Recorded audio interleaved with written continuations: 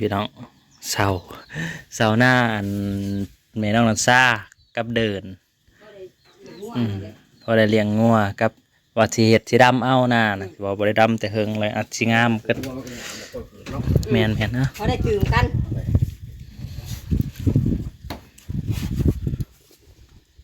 เสามันถอดมือเขาได้พี่หน่อยเว้ยใกล้แม่ใกล้ไม่ปีนี้ก็เฮ็ดหน้าเพิ่มพี่น้องเลย พอได้ขาปุ้ยกันน้ำมันกับโบราณดอกหน้าบาง10-20ไห้เนาะเพราะว่าเขาก็อาศัยว่าบอนน่ะมันเป็นหน้าที่งามแน่รายการบริเฮ็ดหลายปีแล้วเขาได้ผูกงัวผูกยันนี่แหละรายการพอได้ผูกงัวแถวเดินแถวยังหั่นแหละแล้วก็เฮ็ดหน้าไปนำนี่กลัว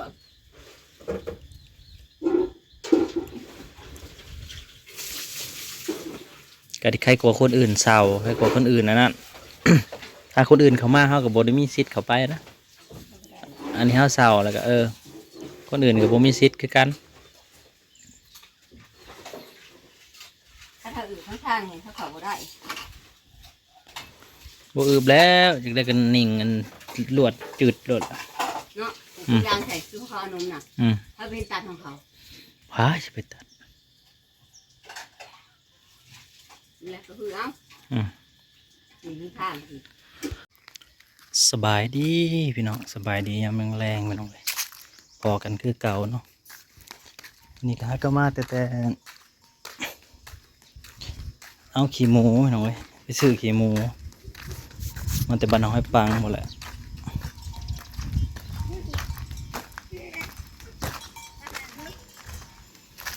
ขี้หมูหากระสอบใส่ซาเล้งมาพี่น้องซาเล้งกระตีนใหญ่โพดมันก็จน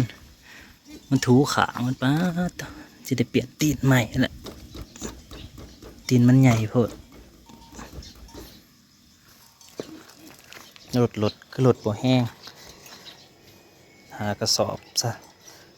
หากระสอบ150พี่น้องสอบละ30 บาท150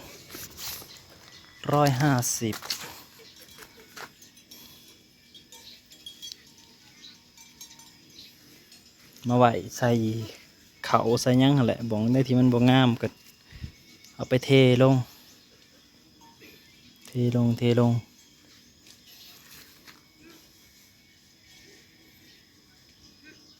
ทำไมกันเลี้ยงงัวให้มันเขาไปกินอันนั้น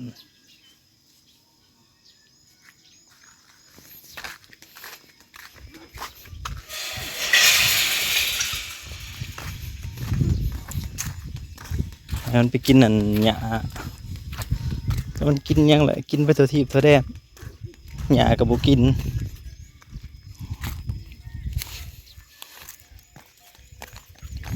เป็ดกินข้าวเปลือกยังได้ขาวข้าวปลูกเราเลยให้งัวกินนั่นกินหญ้านี่แหละงัวกินหญ้านี่แหละสิไทยให้นี่ใบหวานกะแต่ว่ายังบ่ทันไทยหรอกงัวกินหญ้าซะก่อนซื้อตะข่ายมากันไก่ไปหน่อยก็ได้ยาวมาได้แล้วก็ยาวเติบอยู่เนาะผู้แลหอดอยู่จักต้นจิก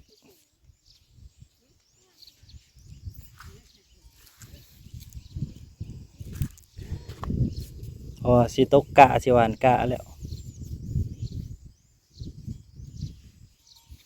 ว่ามื้ออื่นแส่2 คืนน่ะสิเป็นมื้อฮื้อสิได้หวานกะแล้ว4 ตาเนี่ยหวานเห็นแล้วก็ยังเหลือตาสุดท้ายที่ยังบ่ทันทางปลานั่นแหละ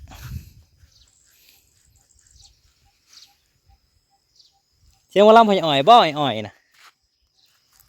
แม่นบ่ถ้าน้องเราเบิดบ่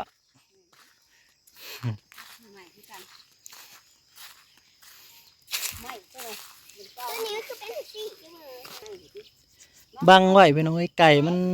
ขี้ดื้อมันขี้ดื้อก็เลยบังไว้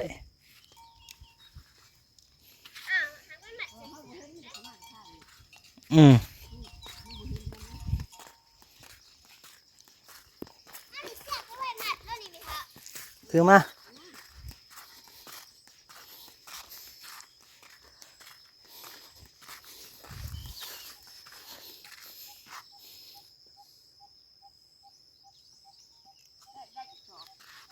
หาสอบ แต่ว่า มันแกได้เท่านั้น คนไหนก็ไม่ได้ด้วยเนาะ รถเนี่ยบ่อยากไปตีนมันใหญ่มันทูเล็กมันก็เลยรถบ่แห้ง ตีหน่อยสิ จะได้เปลี่ยนตีนใหม่แล้วบ่ไว้มันรถมันบ่แห้งมันทูเล็ก โอ้เขาใส่ให้แกทำนี่ก็ได้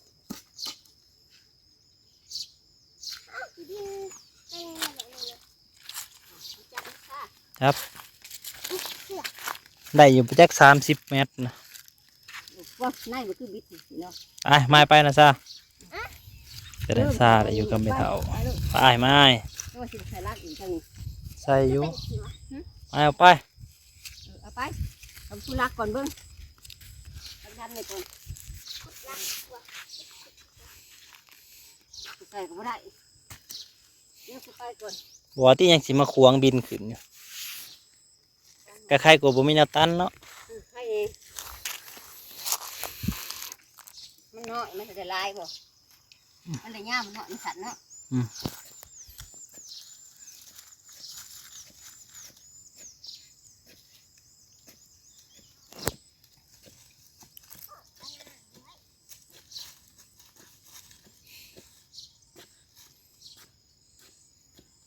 ซื้ออยู่บ้านใดนะซา ให้ปังบ่ เกลือนนะซาห้าน้ำปั่นนี่ ซื้อกระแลมนะเนาะอืม เท่าไหรเนี่ย รู้จักเลยนะชานะก็ได้ของผู้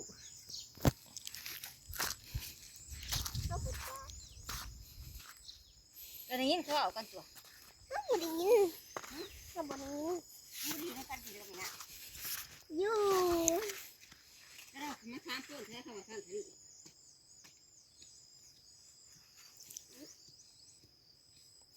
ก ะไปได้มันแตกด้วยไหมกะนะแต่กะก็เป็นน้อยเขาแนวเขาปลูกใหม่คิดว่ามันยังมันบ่ออกนะมันก็ออกอยู่ตีแต่กะเอาเด้มันก็เริ่มขาวเลยเด้ว่าก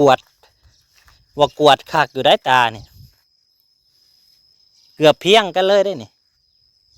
ว่ากวดงามอยู่ตาหลุมนี่เอาแป้นกวดเถอะน้อยได้ขาวขยะขึ้นมาเลยพี่น้อง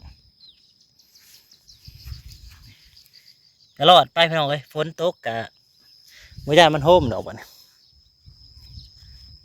ตาหลุมนี่ก็ไทยอันหวานได้เลยน้ำมีดล่ะมือนหวานตาหลุมซะ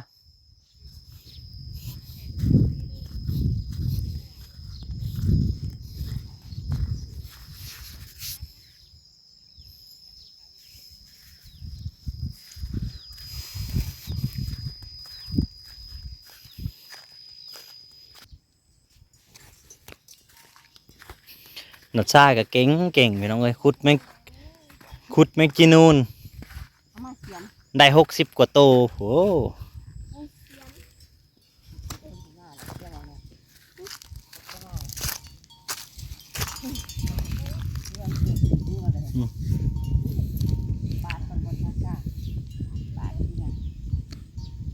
มึงฝนก็สิบ่ตกดอก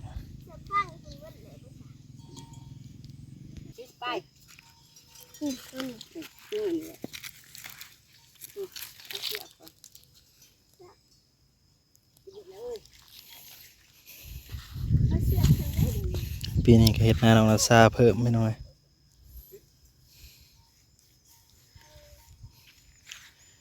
โหละแถวนี่ประมาณ20 กว่าไร่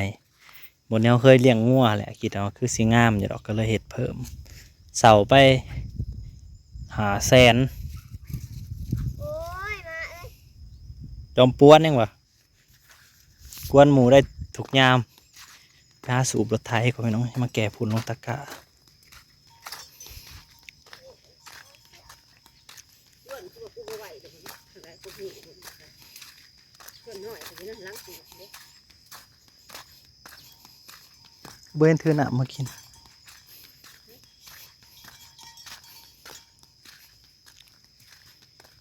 บรรยากาศ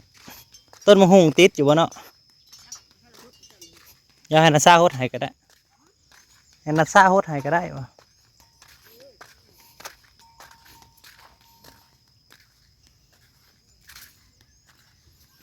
เต็มหน้องเลยมึง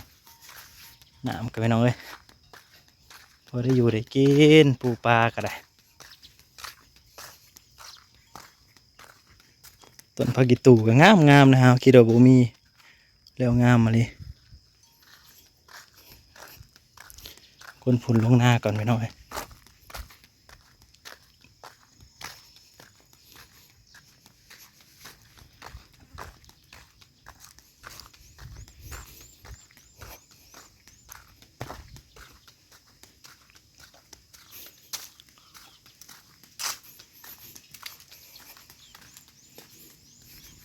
ตอนวันหน่อยก็นอนอยู่ในห้องแอร์พอแล้ว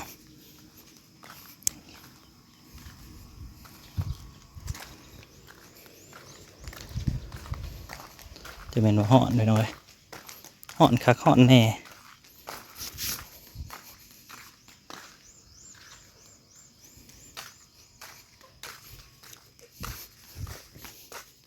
ปลาน้องใหญ่เขาก็รู้สึกว่าแซวๆอยู่ซื้อบังไฟมาบางหนึ่งจะมาจูดแมลงจูด